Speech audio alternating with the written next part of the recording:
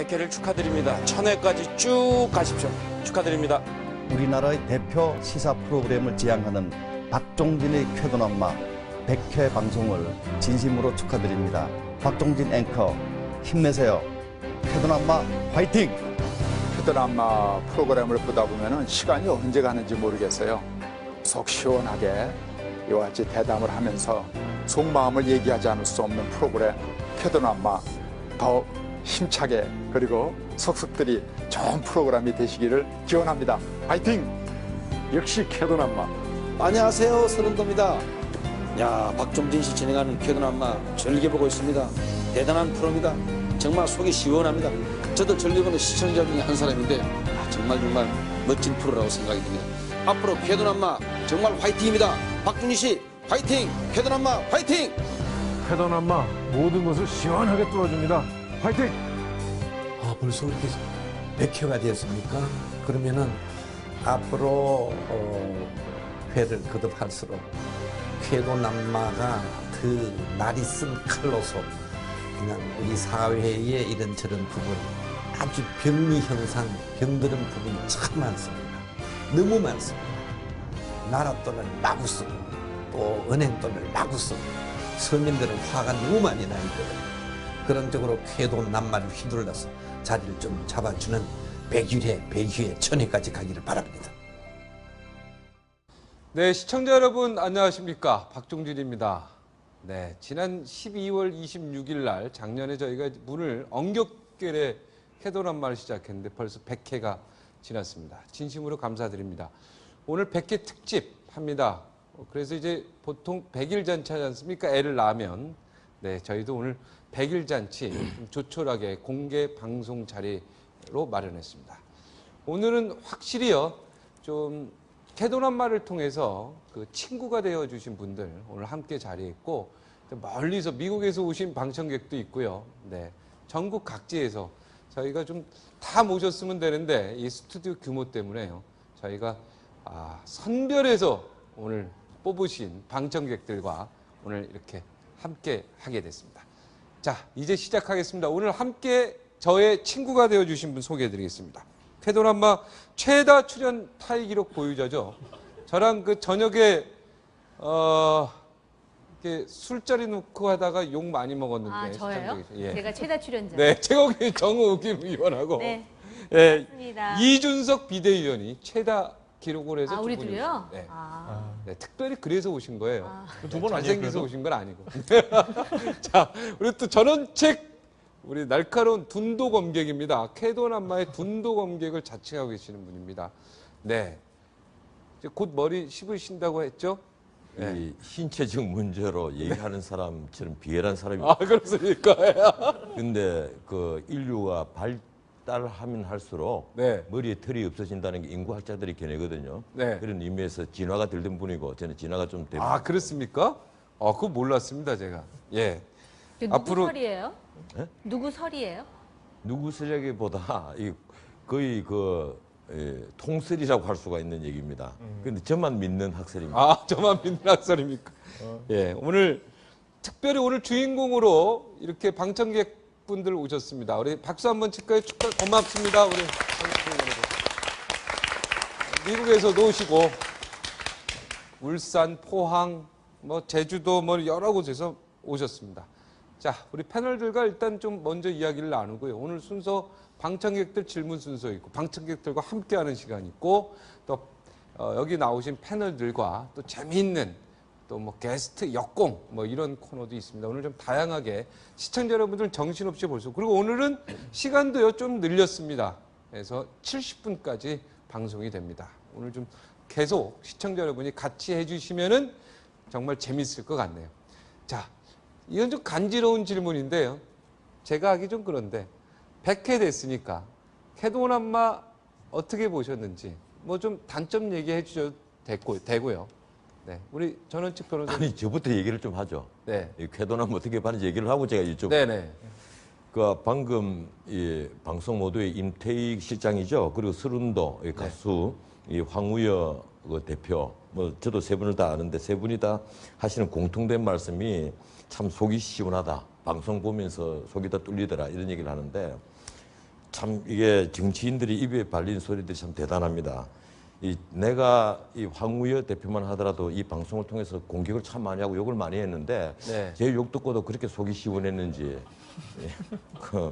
이 방송이 속이 시원한 건 사실인데 그 당사자들이 속이 시원하다고 하니까 아마 매도 얻어맞으면 몸이 좀 시원해지는 것은 맞는 것 같습니다. 앞으로도 더 때려야 되겠죠? 네. 뭐 여러분들께서는 어떻게 보시는지 한번 좀 여쭤보고 싶습니다. 네. 뭐 때려야죠. 네. 잘못된 거 있으면 때려야죠. 네. 그래서 쾌도 아닙니까? 그죠? 네. 쾌도. 자, 우리 정호김 의원 예쁘신 우리 정호김 의원 한 말씀 하시죠. 저는 사실 그 쾌도남마 출연해가지고 제가 예상했던 질문보다는 상당히 그 돌발적인 질문을 많이 받아가지고 이렇게 당혹해했던 기억이 있거든요. 네. 그런데 어쨌든 종편 그 톡쇼에 새로운 기원을 열은 것은 분명합니다. 그리고 지금 뭐 이 채널 A의 효자 프로그램으로 알고 있는데요. 더 건승하시기를 바라겠습니다. 네. 제 거는 제가 좀 당혹스럽지만 다른 분들 거 볼 때는 시원하더라고요. 그렇습니까? 이준섭 아니 저는 체계단만 되게 특별한 기억이 있는 게 12월 26일 날 이게 시작했다고 방금 나오니까 기억나는 게 비대위도 그날 시작했어요. 아, 네, 그렇습니까? 비대위 그날 시작해서 제가 처음으로 방송 출연했던 프로그램이 쾌도남마였어요. 아, 그날 갔다 와서 프로그램도 신생이고 그러니까 갔더니 박정진 앵커님 굉장히 매너 좋으시고 그냥 이거 뭐 우리 그래서 나가지고 당해서 그래서 우리 하고 싶은 얘기 하자 했는데 그 다음에 바로 며칠 있다가 가서 돈봉투 터뜨리시더라고요. 네, 맞아. 1월 3일이었습니다. 1월 3일. 제가 그 한 달 저는 사실 그 당에 들어갈 때 이제 디도스 사건 이런 건 알고 들어갔지만은 돈봉투 사건 이런 건 제가 들어간 뒤에 터진 거기 때문에 아, 그러네요. 한동안 정말 원망스럽더라고요. 제가 어떻게 박정진 앵커님한테 이렇게 맞아가지고 또 이렇게 우리 당의 이름까지 바꾸게 됐나. 네. 아 근데 참 항상 감사하고요. 왜냐하면 네. 제가 이제 데일리 토크쇼다 보니까 가장 항상 어떻게 보면은 시기에 맞는 이런 아이템으로 제가 중앙정치 있어봐서 알지만은 또 어떤 캐물을 거에서 굉장히 많이 캐물을 줘가지고 정치하는데 도움이 많이 돼요. 그러니까 이걸 보면 확실히 대한민국의 국민들이 어떤 생각을 하고 있느냐 바로 파악할 수 있거든요. 네. 아, 그러니까 대선 주자들이 쾌도남마를 봐야 돼요. 그죠? 나오셔야죠. 그리고 네, 이렇게. 나오시고. 자, 그럼 이제 대선 얘기 좀 해볼까요? 올해 뭐 총선도 있었고 대선도 있었고. 자, 4.11 총선을 되돌아보면 그 어떻게 좀 이번 4.11 총선을 어떻게 딱 한마디로 좀 정의를 할 수 있을까요? 그러니까 딱 보면은 제 생각 그런 것 같아요. 아파트를 팔아야 되는데 네. 땅도 별로 위치도 안 좋고 지금 저희가 그 총선 레이스 시작하기 전에 굉장히 새누리당의 분위기가 안 좋았는데 네. 어떻게 뭐 이렇게 비대위가 뭉쳐서 정책 쇄신하고 그렇게 해서 이제 뭐 모델하우스까지 만들었어요. 그런데 이제 국민들이 보기에 시공항사가 너무 믿음직스러웠던 거죠. 그래서 저희는 지금 아직까지 아파트를 짓지도 않았는데 그럼 국민들한테 과도한 그런 신뢰를 받았기 때문에 이제 정말 우리가 그 모델하우스에서 지은 것처럼 완벽한 주택을 지어가지고 국민들에게 바치면은 그래야 대선 결과가 좋은 게 아닐까 그런 네. 생각을 하게 되더라고요. 모델하우스랑 똑같은 집이 거의 없는 거 아시죠? 만들 겁니다. 네. 그래서 소송에 수도권 걸려져 시작까지. 있는 네. 모델하우스 아파트 이게 예. 완전히 틀리죠. 예. 네. 잘 하셔야 될 것 같아요. 이제 그만두셨죠? 앞으로 뭐 먹고 사실 겁니까? 저 회사 원래 하고 있었기 때문에 아, 먹고 사는 거 지장 없습니까? 지금 당장은 지장 없습니다. 청년들 좀 많이 뽑아주세요. 그 회사에서. 저희 회사 다 청년입니다. 아, 그러니까 더. 예, 생물학적으로 다 청년인데. 더 좀 많이 뽑아요.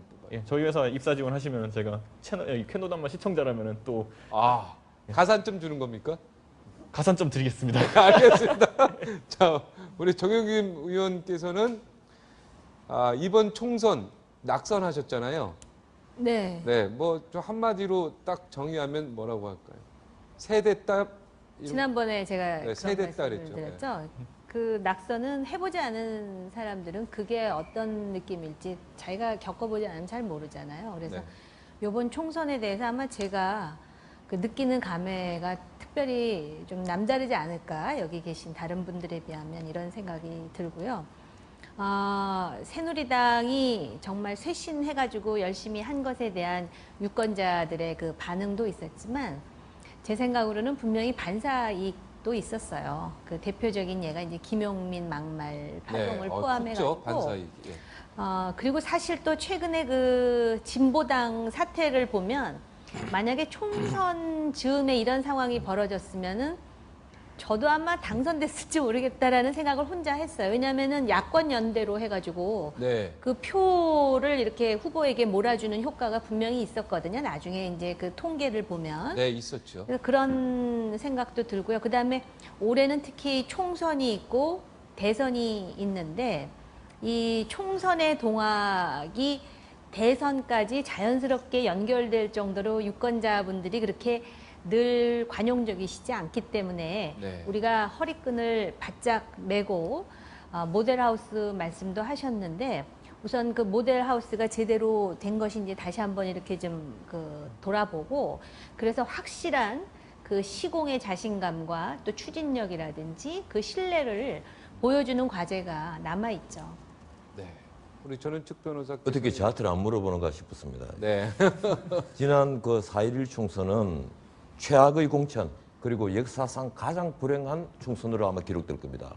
아마 후세의 사가들은 그렇게 평가할 겁니다.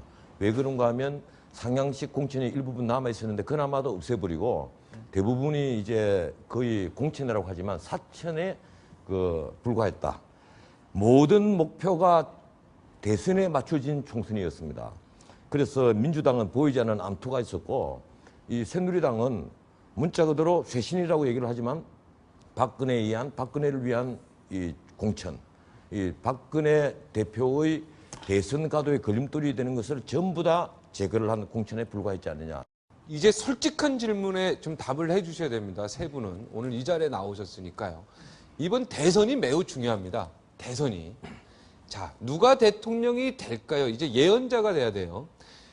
내가 됐으면 좋겠다. 내가 지지하는 사람이 아니고 이 사람이 될 것 같다로 얘기해 주셔야 됩니다. 이 사람이 될 것 같다. 지금 이야기가 나오는 여러 후보들이 있잖아요. 민주당도 있고 새누리당도 있고 통합진보당도 있고 여러 사람들이 있는데 자, 우리 아래서부터 할까요? 이준석 비대위원 솔직히 이유는 안 돼도 됩니다. 이유를 대면 좋고 돼도 좋고. 네. 저는 존재하지 않는 가상의 인물 하나 상정하겠습니다. 약점을 보완하신 박근혜 위원장. 네, 제가 여기서 약점이라고 지적하고 싶은 건 제가 굉장히 지근거리에서 박근혜 위원장을 보면서 확실히 그 결단력이라는 측면에서 제가 답답함을 느낀 적이 많았기 때문에 만약에 앞으로 국가 지도자로서 만약에 여러 가지 결단을 내려야 하는 상황이 올 수 있는데 당신의 아버지가 그랬던 것처럼 예를 들어 경부고속도로를 짓겠다는 그런 반대를 무릅쓰고 지었던 것이라든지 아니면 포항제철 같이 중공업을 일으키겠다는 이런 결단들을 어떤 국가 대사에서 내릴 수 있는 그런 업그레이드된 박근혜 위원장이라는 인물을 상정하겠습니다. 그런 결단감. 남들이 안 된다고 하는데도 본인이 비전을 볼 수 있는 능력, 그게 가장 중요한데 일정 부분 그런 부분 보여주시고 계시지만은 아직까지 저는 청년의 입장에서 봤을 때는 답답하다. 조금은 더 빨라지셔야 되지 않을까 하는 생각을 그게 이제 합니다. 답답하다는 얘기예요. 네. 그죠? 네. 혼나요. 네, 혼나요? 우리 정우김 의원은 저는 지난번에 제가 그 비슷한 질문에서 새누리당 후보가 대통령이 되어야 한다 이렇게 당위적으로 네. 말씀을 드렸고 그 최근에 일련의 어떤 정치적 상황을 보면 그 책임감이라든지 내지는 어떤 사회정치적 안정성이라든지 너무 추상적인 말씀인 것 같기는 하지만 그 확신은 더 커지는데 그냥 누가 될 것 같으냐 이렇게 질문을 하시면 저는 누구라고 아직은 하늘도 모른다. 왜냐하면 약점을 보완한 누구 이렇게 이제 답변을 해주셨는데 실제로 지금 이제 여야의 주자들이 있지 않습니까? 그런데 아마 그 주자들에 대해서 100% 만족해하는 유권자들이 그 주자가 아직 이렇게 등장한 상태는 아니잖아요. 네. 제가 볼 때는 그 주자들 중에 누가 먼저 어떤 새로운 신선함과 어떤 그 기동성과 순발력과 창의력으로 차고 오르느냐에 따라서 상황이 상당히 가변적일 것이다. 이렇게 보여져요. 네. 우리 변호사님 예, 많이 기다리셨죠? 네. 현재까지는 네. 제 마음에 드는 후보가 분명히 없습니다. 네. 이 누가 될 거냐, 누가 되었으면 좋겠느냐, 두 질문 다 많이 하는데 제가 사실 오늘 신문 아침에 칼럼을 하나 쓴 게 있습니다. 네. 그 묻는 사람들이 마음속에 다 답을 다 가지고 있어요. 그런데 박근혜가 된다고 세상이 나아지고 문재인이 된다고 세상이 확 바뀌고 안철수가 된다고 해서 희망이 샘솟는다. 이런 허망한 생각을 하지 마라. 누가 돼도 세상은 그렇게 바뀌지 않는다. 나는 더 나아진다고 보지 않는다. 이것이 현재까지의 제 판단입니다. 네. 왜 그런가 하면 우리 지도자들이 너무나 정책에 대한 공부를 게을리하고 그리고 미래 비전을 제대로 된 비전을 못 가지고 있다는 겁니다. 특히 구체적인 비전이 있다는 거예요. 대답이 됐습니까? 네. 그 누구 다 이렇게 얘기는 다 못하네요, 세 분 다. 그죠? 변호사님이 대통령 한번 하셔야 될 것 같아요. 네. 글쎄, 내가 하면 이게 꾸데타를 하면 뭐 몰라도 제가 대통령이 될 수 있는 방법은 없겠죠. 네. 이 정치적인 세력이 없으니까. 네. 군인도 아니신데 쿠데타를 어떻게 양 두 손으로만 할 수 있겠습니까? 뭐 허경영 씨는 네. 늘 그 꾸데타적인 발상을 하지 않습니까? 판문점으로 뭘 옮기겠다. 그리고 결혼만 하면 1억씩 주겠다. 지금 그런 분의 그런 얘기나 지금 청년 실업 없애겠다, 비정규직 없애겠다는 이런 화장빨이나 무엇이 다릅니까? 네. 무엇이 다르냐고요? 정치부. 어떤 면에서는 네. 우리나라의 어떤 그런 분위기가 자꾸 그 잠재적 후보들 내지는 잠룡들을 화장빨이라고 표현을 하셨는데 그렇게 몰고 가는 측면도 있는 것 같습니다. 정치가 상당히 역동적이고 요구가 분출하고 그러다 보니까는 바로 이제 그러한 정말 이루어질 수 없는 비현실적이지만 그러한 어떤 그 공약 내지는 약속을 자꾸 하게 되고 그런 상황에서 이제 작용과 반작용의 어떤 동학 속에서 어떻게 보면은 그런 동학 속에서 사실은 유권자들이 누군가에게 이렇게 지금 몰아가고 있는 상황인지도 모르죠. 그게 문제가 그렇습니다. 이 내일의 세대, 다음 세대, 내일의 조국을 생각하기보다는 다음 선거만 생각하기 때문에 인기 영합적으로 나간다는 것이거든요. 그건 우리 정치인들이 그만큼 아직도 후진적인 데 머물러 있고 쉽게 말하면 정치인이라기보다는 정상배에 더 가깝다는 거예요. 내가 이 우리 정치인들을 너무 폄하하는 것이 아닌지 모르겠는데 국회의원들이 멀쩡한 사람이 새누리만 들어가면 건달이 되어버립니다. 한 4년쯤 지나면요. 아주 멀쩡한 사람들이 그래요. 그건 뭔가 하면 4년 동안 제대로 개발한 게 없습니다. 오히려 멀쩡한 사람은 따돌림을 받죠. 뭐 저도 이 정치 비평을 해온 적이 10년이 넘으니까 수많은 사람을 알지 않습니까? 완전 이 방송 용어로 적합하지 않습니다만은 또라이 취급을 받는다는 거예요. 근데 전원책 변호사님 조금 전에 말씀 중에 새누리만 들어오면 그렇게 된다 그러셨어요? 민주당에만 들어가면 사업만 하려고 덤비들고 또 길거리에 나오신 분들이 너무 많으니까 대의 정치라는 이 자유민주주의 기본 질서의 틀을 버리고 이 과거 민주당 야당의 대표들이 길거리에 나와서 주먹을 든단 말이에요. 이건 나는 굉장히 안 좋게 봅니다. 이건 자유민주주의 기본 질서의 틀을 와해를 시키는 거니까. 근데 새누리는 그러면 잘하느냐? 새누리는 들어가면 어떻게 보면 진영 논리에 빠져가지고 이래도 좋고 저래도 좋고 끌려만 가는 솔직히 말해서 새누리가 이번에 좌클릭을 했다고 제가 비판을 하는데 이런 좌클릭을 만약에 서구의 정당에서 했다면 엄청난 반발에 부딪히고 당내가 분열이 일어나고 난리가 났을 겁니다. 제 말이 틀렸습니까? 아니요. 그런 면이 제가 이제 4년의 의정 활동을 하면서 네. 그런 면도 분명히 있어요. 분명히 있는 게 아니라 그런 면이 압도적이죠. 그런데 그게 그 정치의 전부라고 그렇게 말씀하신다면 제가 그 단연코 이의를 제기하고 싶은데요.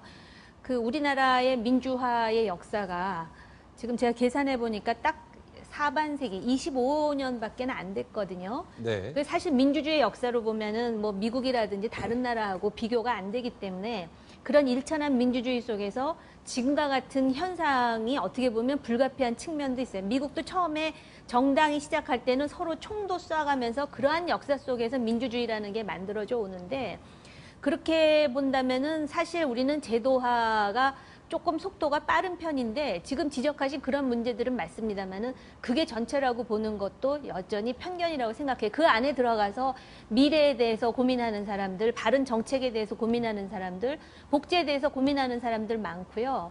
그다음에 한나라당에서 새누리당으로 가는 과정이 사실은 굉장히 짧을 수밖에 없었던 그런 어떤 그 상황적인 요인이 있습니다만은 그게 한 사람의 보스에 의해서 일사천리로 움직이지는 않았었죠. 물론 거기에도 힘의 동학이 있고 또 어떤 심리적인 그런 동인도 있고 그랬겠지만은 나름대로 뭐 비대위라든지 뭐 절차가 있었고요. 또 그 절차 속에서 어쨌든 그러한 몸부림 속에서 요번에 아주 최악의 공천이었고 상당히 그 기억될 만한 오점을 남긴 국회의원 총선이었다 하지만은 새누리당은 그래도 상당히 제가 다 잘했다고 지금 말씀드리는 건 아니지만 선전한 측면이 있거든요. 그리고 또 최근에 네. 그 민주당과 진보통합당의 연대 속에서 진보당의 그 정말 우리가 보기에도 민망한 그런 민낯이 드러나고 또 민주통합당이 여기서 이제 굉장히 딜레마에 봉착하고 이런 것도 제가 볼 때는 비판 이전에 대한민국의 민주주의 또는 정당 의회 정치가 진화하는 한 과정이라고 생각을 합니다. 제가 한 말씀- 전원책 변호사님도 의회에 네, 들어오셔서 네. 역할을 하시면 좋으시겠어요. 제가 한 말씀만 드릴게요. 네. 이 새누리가 딱 한 말씀만 해야 됩니다. 몸부림을 했다고 하니까 네. 제가 어디 그동안에 눈을 감고 다녔는가 하는 생각이 듭니다. 저는 몸부림도 못 받고 이 어떤 쉽게 말하면 진통도 제가 본 적이 없습니다.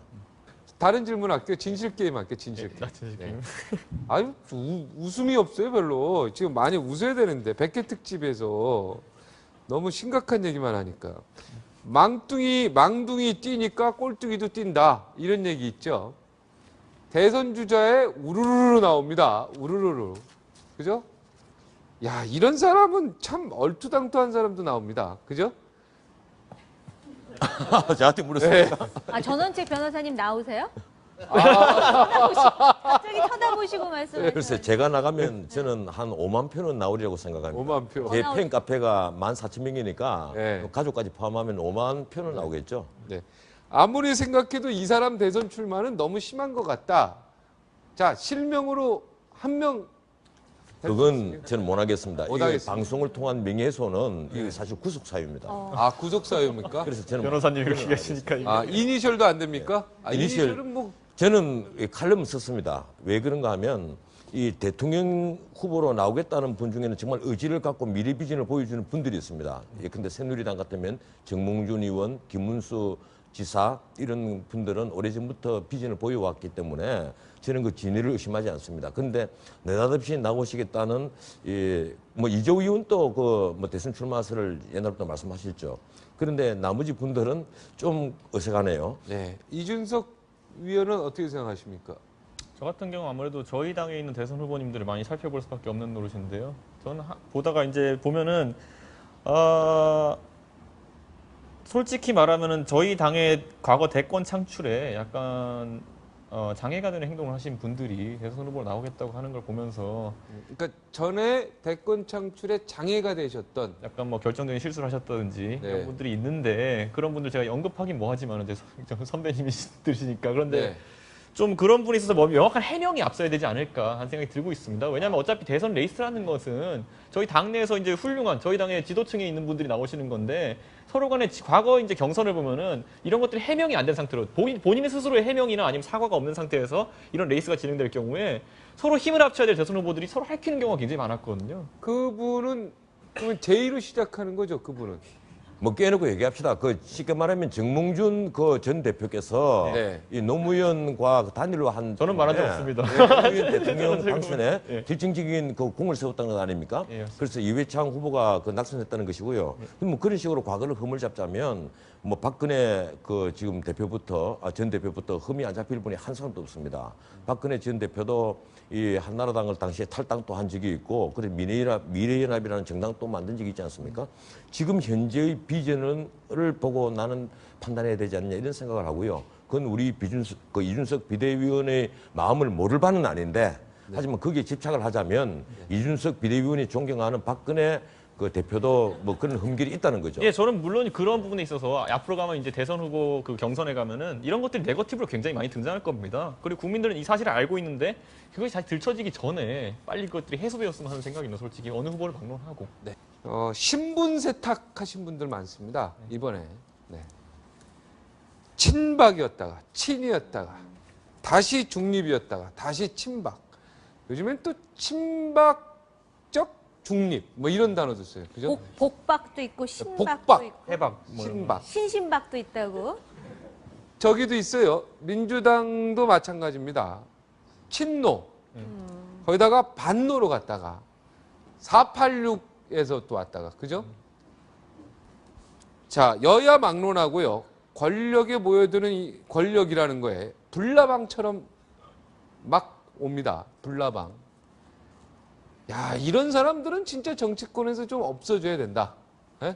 불나방은 불에 타서 죽죠. 불에 뛰어 들어가서. 그런데 네. 타서 죽는 것이 아니고 네. 이런 사람들이 더 오래 살죠. 투세를 합니다. 네. 이 권력도 가까이 가고요. 그러니까 문제죠. 그런데 다행히 이번에 이 친박 일색의 정당이 되면서 다행히 이제 주리 야박은 없어진 것 같아요.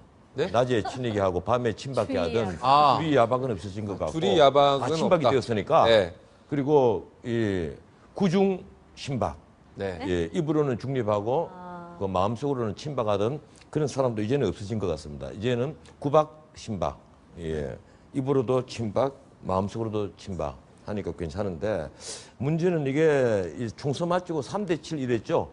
비박 대 친박의 구도를. 그런데 그게 저는 그때 이 방송에서 얘기를 했습니다. 아마 1대9가 될 거다. 근데 신문이 슬슬 바뀌더라고요. 2대8로 바뀌다가 아마 지난주 말부터 이제 1대9 아니냐 이제 이렇게 나오는데 실제 이번에 대선 출마 선언을 한 이재호 의원 그리고 김문수 지사 정몽준 의원 그분들의 이 집계가 그분들 지지하는 분들이 두세 명밖에 없고 그나마 대부분 다 낙선 의원들입니다. 그래서 문자 그대로 새누리는 이 친박계 일색이 정당이 되었죠. 이번에 뭐 전당대회를 하면서 당대표를 어떻게 해야 한다. 그리고 원내대표가 친박계가 됐다 해서 친박계 일색이 걱정이다. 친박계 아닌 사람이 누가 있는데요. 결국은 심재철 의원 한 사람만 딱 달라당 최고위원회 들어가 있는데 그나마 이제 구색을 갖췄다. 아마 이런 평가를 하면서 사실은 안도의 가슴을 쓸어내릴 겁니다. 그 정도 정홍균 됐죠. 의원은 어떻게 합니까? 친박이십니까?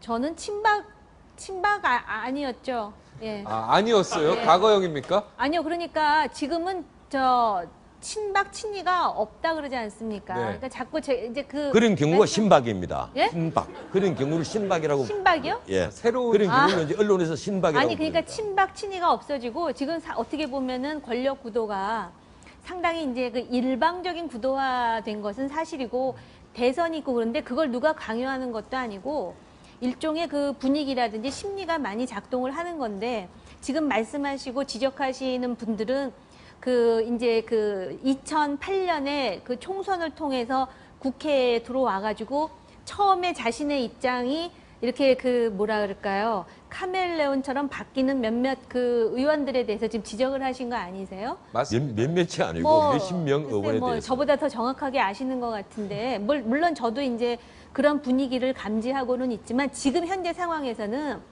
사실 친박이냐 아니냐를 구분하는 조차도 별로 의미가 없는 그런 당내 상황이 되었다라는 말씀을 드리는 거죠. 저 이거 진짜 박자 붙은 거 있잖아요. 되게 많아요. 신박 구박부터 해가지고 요즘은 저 좋아하는 사람도 친박 친박이죠. 아닙니까? 저도 박으로 시작. 이게 그리고 두 글자씩 붙어요. 이제 한 글자로 설명이 안 되니까 저 같은 경우에 뭐라고 불리는지 아세요?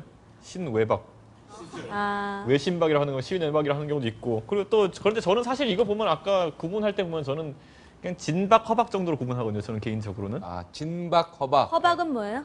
가짜로 가짜박이에요. 가짜박. 그러니까 이런 게 있어요. 그러니까 누가 친박이세요 그러면은 긍정도 안 하고 부정도 안 하시는 분. 그러다 보면은 가만히 있으면은 친박으로 분류됩니다. 네. 네, 그런 분들 허박이라고 이제 저는 개인적으로 칭하고 있는데요. 결국에는 당 내에서 친박 아니라고 얘기는 못하는 분위기는 있긴 있는 것 같아요. 다음 질문.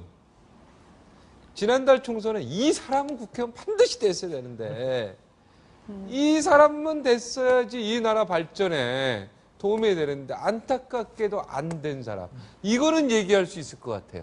공천이 아니면 이건 당선이요. 좀 당선이죠. 그러니까 낙선이든 낙천이든 간에 이 사람이 낙천된 것도 잘못된 거죠. 그 사람이. 하여튼 이 사람은 됐어야 되는데 낙천됐다든가 이 사람이 낙선됐다든가. 자, 우리 이준석 비대위원부터 얘기할까요? 저는 비대위원으로서 공천하는 과정을 많이 봐서 그런지 몰라도 전 낙천에 솔직히 말하면 좀 애착이 가는 그런 분들이 있는 것 네, 같아요. 얘기를 하시죠 뭐. 되게 그거는 개인적인 좋은 얘기라서 좀 굉장히 안 꺼냈어요. 아니 이거는 명예훼손이 아니죠. 이거는 좋은 얘기죠. 예. 그러니까 저희 당의 이제 보건복지부 장관이신 진수희 장관님 같은 경우에 우선 우리 당 대표적인 여성 의원님이시고 그리고 저 개인적으로는 그런 제가 옛날 국회 인턴 했었는데 네. 저한테 어린 인턴한테 밥 사주시면서 가장 먼저 그 국회의원으로서의 포부를 많이 밝히셨던 분이거든요. 근데 네. 그분이 낙천하시고 이제 그 기자회견 하시는 걸 보면서 많이 마음이 아팠고 결과적으로 저희가 이번 공천 결과에 보니까 여성 의원들이 그것도 어떤 추진력 있는 여성 의원들이 많이 낙천되시고 또 결과적으로는 저희 당의 이제 안타깝게도 전재희 장관님 같은 경우에는 낙선을 하셨어요. 그래서 저희가 그런 쪽에서 앞으로 여성분들이 활동할 수 있는 영역이 많이 좁아지지 않았나 하는 생각이 많이 들었습니다. 예. 센스가 없습니다, 이준석 기자. 아니 왜냐면 정옥 의원님 옆에 계시기 때문에 제가 거론하지 않는 겁니다. 네, 알았습니다.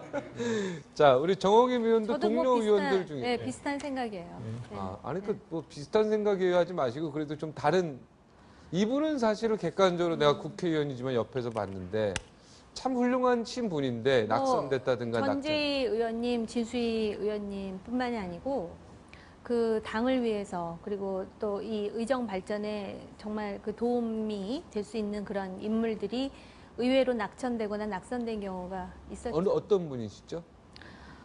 조금 전에 그 네. 말씀하셨던 두 분 외에 네. 김영선 의원도 꽤 열심히 하셨고요. 또 네. 우리 손범규 의원 같은 경우는 진짜 석패를 하셨거든요. 네. 그래서 그런 분들은 참 아쉽고요. 그리고 또 기본적으로 아주 어려운 지역구에서 계속 고생하시는 분들도 계시거든요. 열심히 네. 하셨는데 네. 그런 분들은 물론 제가 낙선했기 때문에 제 마음도 아프지만 그런 게 좀 아쉽고 애석하다는 생각을 해봤습니다. 네. 정옥임 의원님이 저희 당 SNS 공천지수 1등 하셨어요.